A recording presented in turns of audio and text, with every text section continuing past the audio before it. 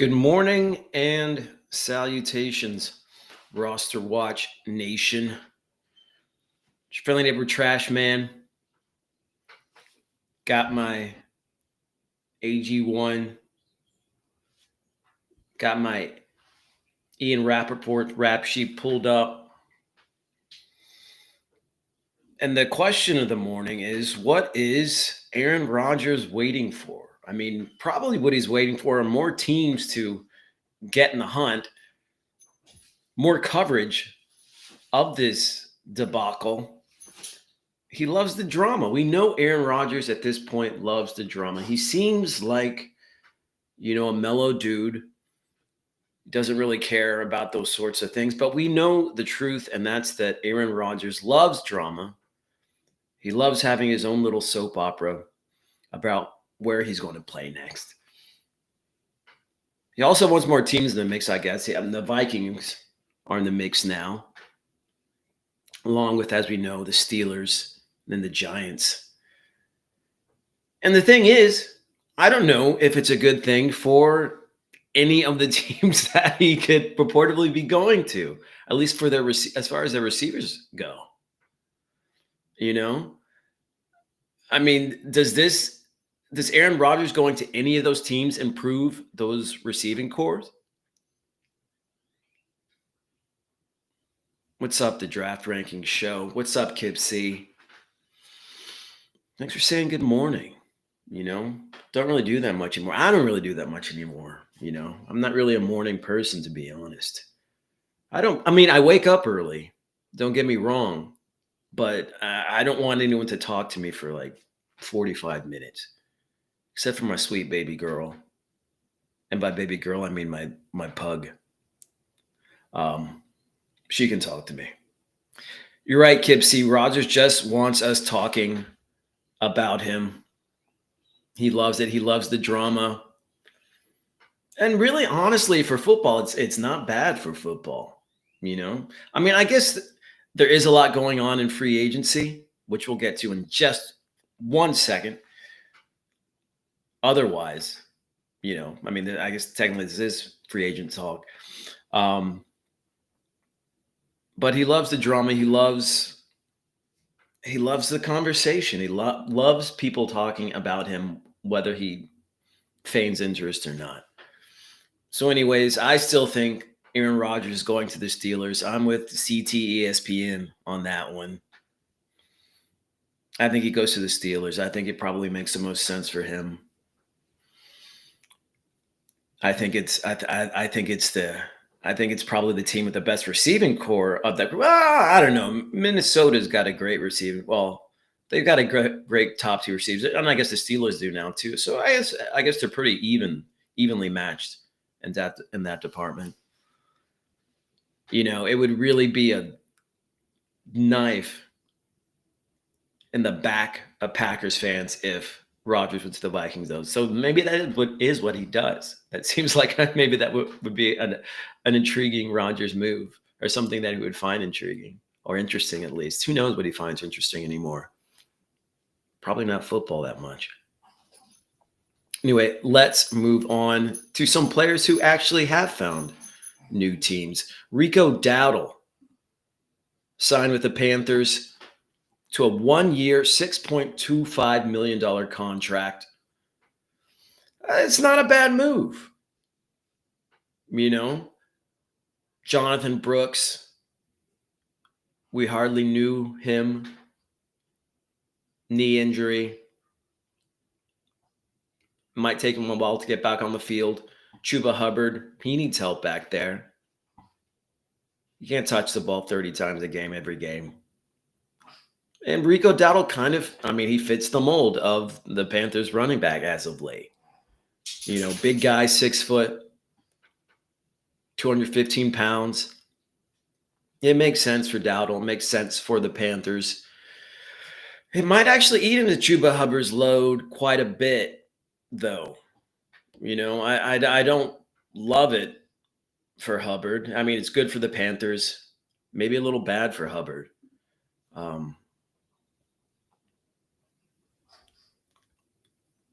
Yet to see that there. $2.75 million base salary for Dowdle. Dowdle's done well for himself, considering, where he was 2 seasons ago.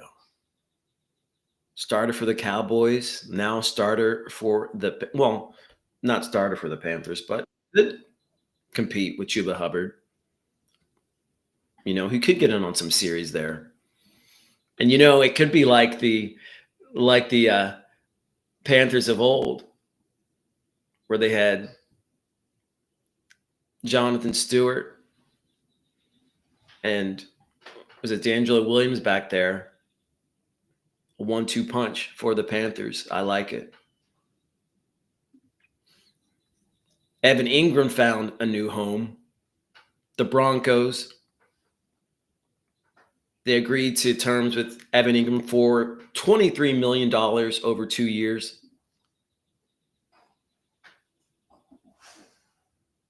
It's not bad. But Ingram's a good tight end. He's a big wide receiver, basically. The Jaguars freed up $6 million of cap space, but moving Ingram. Ingram, he did have a pretty injury-filled season in 2024. Brenton Strange filled in admirably in his absence. But people wanted Evan Ingram. It's a weak tight end field out there. We need some good tight ends. There are some good tight ends in the draft. I think we will see some good tight ends go earlier than you might think in the draft this year. But again, we know that tight end is one of those positions that generally doesn't transition from college to NFL starter, that quickly, or at least a productive NFL starter that quickly. It takes about 3 years usually for a tight end to hit his stride in the NFL. We've had a couple of guys over the past couple of years who have made year one impacts at the tight end position, but generally speaking, that's not the case. So we have guys like Evan Ingram who teams still vie for because they're proven commodities. So I think this bodes well for Bo Nix, makes him an even better fantasy quarterback. I think this bodes well for Ingram. I think he could be, a bastion of the red zone there for the Broncos. I like this for all parties involved for Denver. And they get another, maybe their first consistent pass catcher, potentially, in a while. So I like this. I like this for Ingram. I like this for Bo Nix. I like this for the Chargers. That's a good move all around.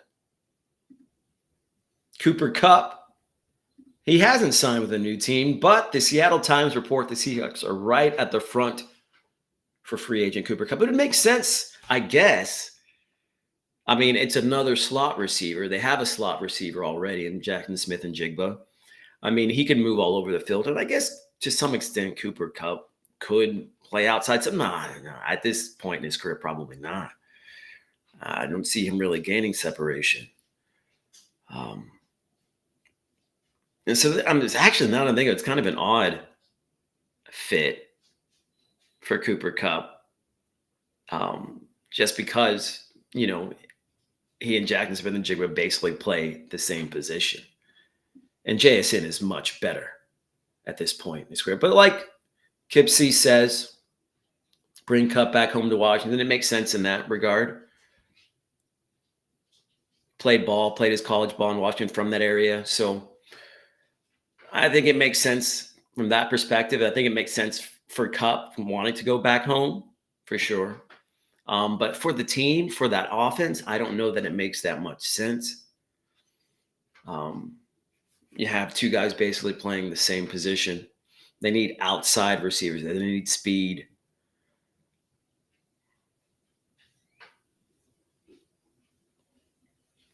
So hopefully, I don't know, for fantasy purposes, I hope he goes somewhere else. If he does go to Seattle, though, I like it for Kupp, in the twilight of his career. A.J. Dillon former running back for the Packers, signed by the Eagles. The rich keep getting richer in free agency.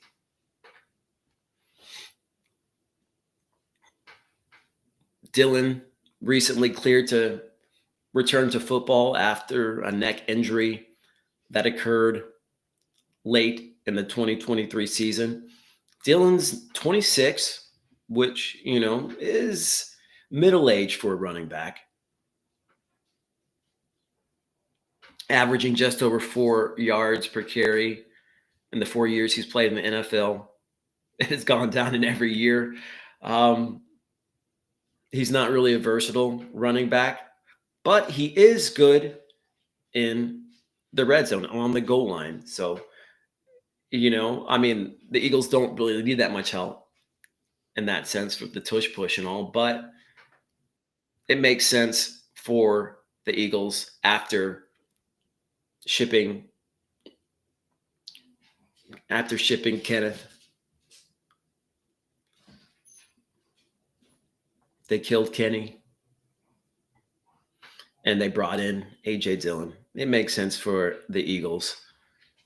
Gives them a big body back there. I don't think it necessarily hurts Saquon Barkley that much. He's just such a dynamic player. But maybe he takes some goal line touches away from him. I don't think it'll do enough to make Dillon viable on a week-to-week basis in fantasy. It just might bring down the touchdown upside of Saquon just a hair.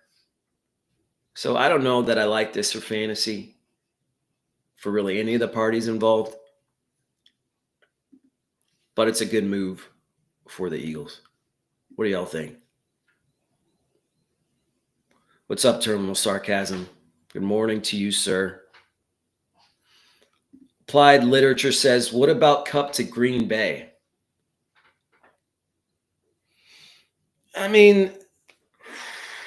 Green Bay has receivers who can play over the middle. Who can be those intermediary targets. I feel like Green Bay needs a receiver who can stretch the field, but that can stay on the field. Christian Watson, he's a great receiver when he's healthy, but he can't stay healthy. They need a Christian Watson that can stay on the field. That's what the Packers need. I don't know that Kupp to Green Bay really makes that much sense for me.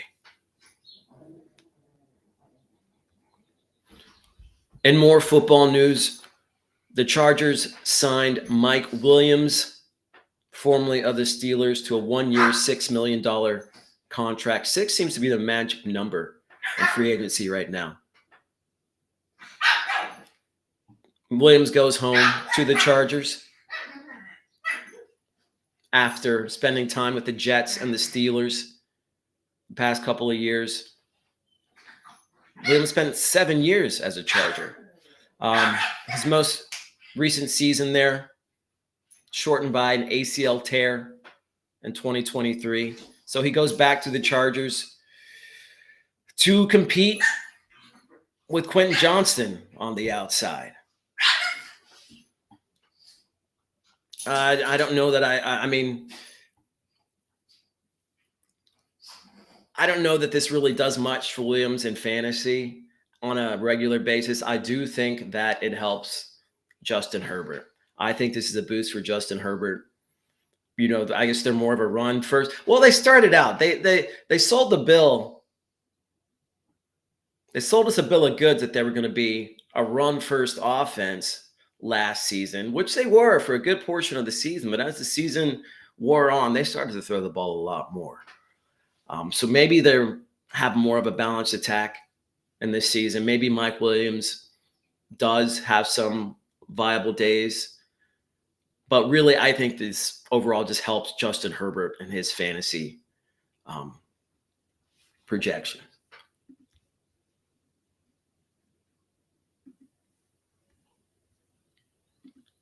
Moving on, not that excited about Mike Williams at this point in his career. Another player in the twilight of his career. That maybe that's the theme of the show, Twilight. I watched one of those movies once. A girl I was seeing made me. Um, and that's all I'll say about that. Panthers revised Adam Thielen's contract. The 34-year-old will return for a 12th season to the Panthers. Decent line in 2024. 48 catches, 615 yards, 5 touchdowns in 10 games. And then the previous season, over 1,000 yards, only 4 touchdowns, though. You know, he's still tied to Bryce Young. You know, it's not an exciting prospect for Thielen or Young in that matter. I mean, he's fine in PPR leagues. He's going to get a lot of targets. He could lead the Panthers in receiving this season at age 34. What I like about it is that Thielen's going to be a guy that you can draft pretty late, but he's still going to produce for you. He's going to be somebody that you could just plug, set, and forget in PPR formats. So I like it overall. Marquez Valdez-Scantling, the scam artist, got another team to take him on. The Seahawks, we were talking about just a moment ago about Cooper Kupp. I guess they did get their field stretcher in Marquez Valdez-Scantling, who'll, you can chalk him up for at least four to 5 games where he catches 2 balls, 75 yards, and a touchdown. The deal is worth up to $5.5 million. MVS following offensive coordinator Clint Kubiak to Seattle after they bumped heads in New Orleans. I guess bumped heads is not the right word because I don't know that they bumped heads. They commiserated. That was after Buffalo had cut them halfway through the season. 385 yards, 4 touchdowns in 8 games last season on only 17 catches. That's the thing. Marquez Valdez-Scantling. Kipsy. It'll be week 5 and we'll be hitting the waiver wire to snag Thielen. That's probably true. I don't know if it'll even be I don't know if it'll be week 5. I think it might happen sooner than that. I think he might be drafted in quite a few leagues. But back to MVS, 4 touchdowns last year and 17 passes. I mean, that's that's pretty good. That's better than, that's basically a third of his catches were touchdowns as a Saint. And the crazy thing is, with the Seahawks receiving core as barren as it is, MVS is likely to be a starter come week 1 if they don't do much else in free agency. And you have to imagine they'll draft a receiver or 2, but those guys might take a minute to get up to speed. MVS, we've seen that he can do it. MVS might be a starter for the Seahawks come week 1. Another guy who you could probably draft or not, in your last round of your draft, depending on, how savvy the other owners are, that could end up paying dividends. Hate to say it. but it's true. It's funny how things can change in an instant for a player like MBS, who seems to always find a home where he can produce to some extent. Kudos to him. But woe to those who depend on him on a weekly basis. The Colts have agreed to terms with running back Khalil Herbert, who most recently played for the Bengals after spinning his wheels as a Bear. I always liked Khalil Herbert as a running back. I thought he was extremely efficient at times for the Bears. I feel like maybe his best years were wasted there because he was splitting time. But he's now 27. Oh, no, I'm sorry.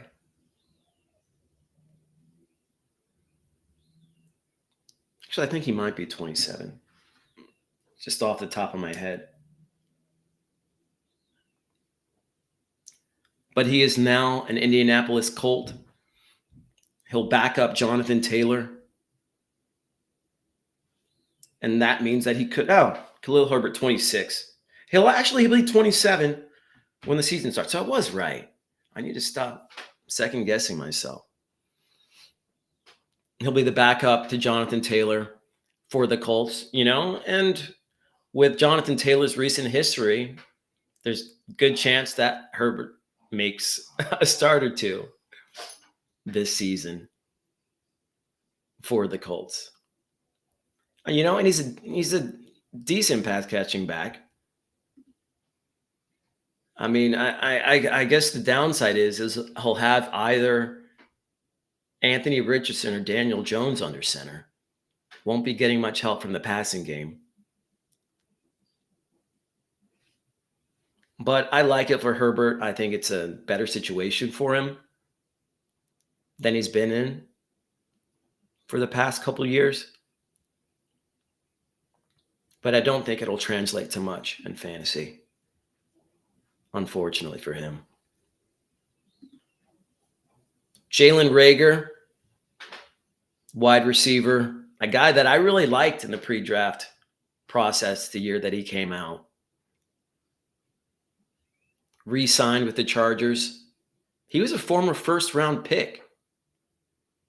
Never really materialized into an every down receiver for any length of time in the NFL thus far.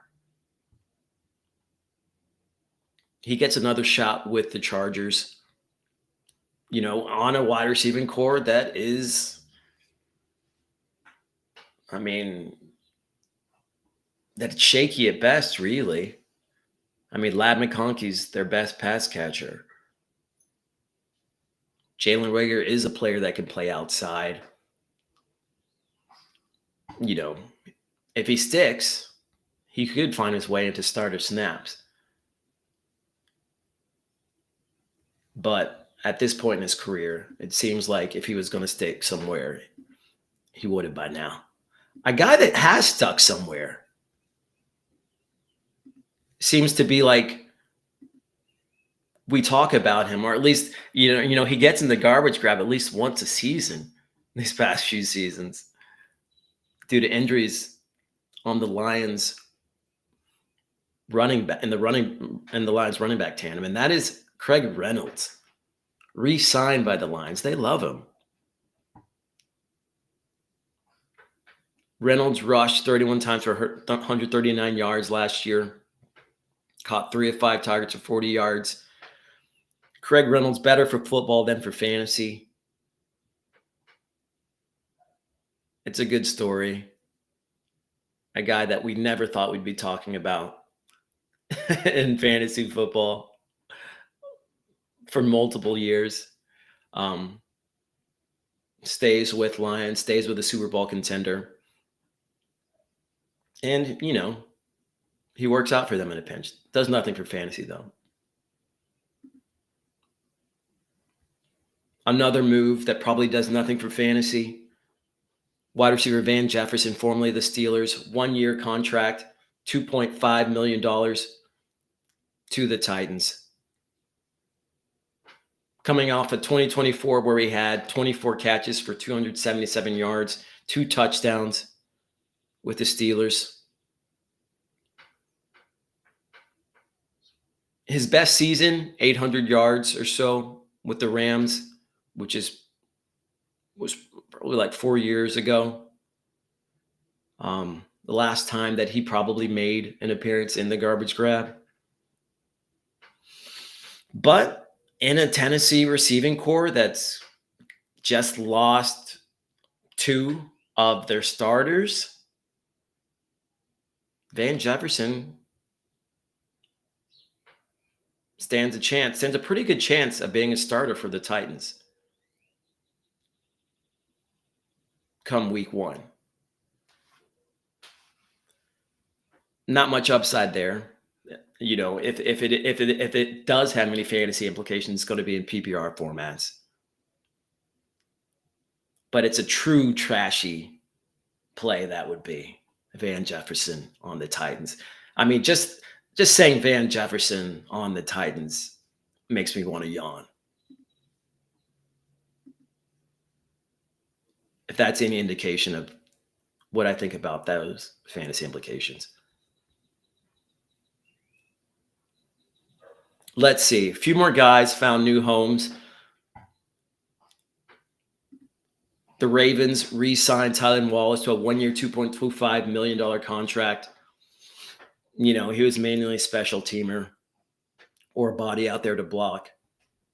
You know, he did have that 80-plus yard catch and run touchdown against Cincinnati in Week 10. You know, but he's still playing behind a slew of wide receivers that are better than him. But he's a field stretcher, so maybe, you know, he's like an MVS. He's like a poor man's MVS. If that tells you anything. Another guy who found a new home, Marcus Mariota, re-signed. Well, actually not a new home. Same home. Re-signed by the Commanders to a 1-year, $8 million contract. $8 million, it's not bad. 1-year contract for Marcus Mariota. Former number 2 pick. Remember that? Remember that draft? With Jameis? Anyway, he gets to back up arguably, not even arguably, the best young quarterback in the league in Jaden Daniels. Probably won't start a game this season, but he stays in Washington.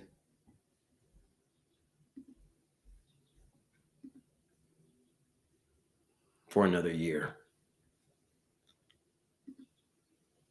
And one more, let's talk about Giants re-signing kick returner Amir Smith-Marset, another special teamer, re-signing with the G-Men. You know, he was one of 7 players to take a kickoff to the end zone last year. And his 100-yard return was the longest of the season. So it's a good re-signing for the Giants. You know, he's no Kevontae Turpin, but it's a solid move for the Giants and their special teams. Maybe a player. Well, no, you're not even in like return yards league because he's not getting much action otherwise. Not really moving the needle, not moving the fantasy needle at all. Let's talk about one more. Mac Jones signed by the 49ers to a 2-year, $7 million contract, $5 million guaranteed. Gives Brock Purdy a capable backup. Gives the 49ers a capable backup behind Brock Purdy. Hopefully he doesn't see the field at all. And so there you have it. Most, if not all, the free agent moves since the show yesterday. The Bucs did bring back quarterback Kyle Trask. another backup signing.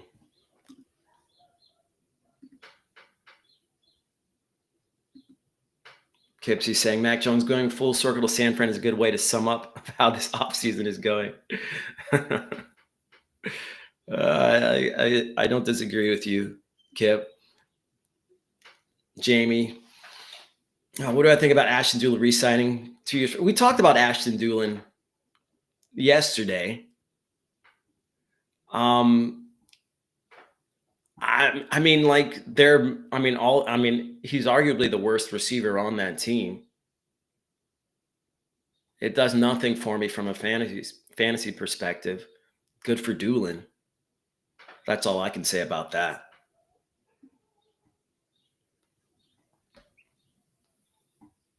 It's Calvin Austin, roster clock door stash and scene, especially Roman W around. Thing with Calvin Austin is I think in PPRs he's a okay stash. I just don't see him. I don't see his upside being high enough to where he's really going to make a dent, considering who's on the outside there.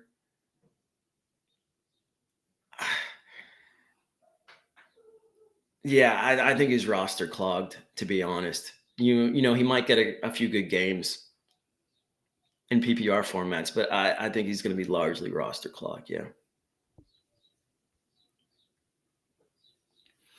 And so there you have it. Thanks, RosterWatch Nation, for joining me this morning.